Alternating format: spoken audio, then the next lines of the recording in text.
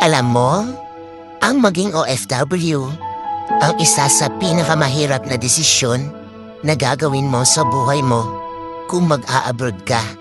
Dahil kailangan mong mangibang bansa para sa pamilya mo.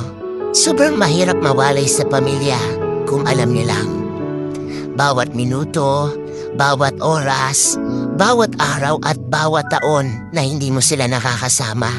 Lahat yan ay titiisin para lang mabigyan sila ng buhay na masagana.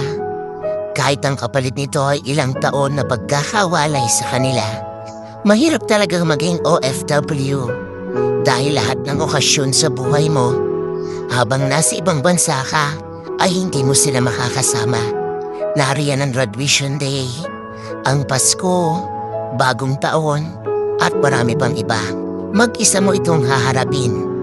Oo, mag-isa, homesick, ang isa sa pinakamalakas na kalaban ng mga OFW na kapag hindi mo nalabanan, talo ka.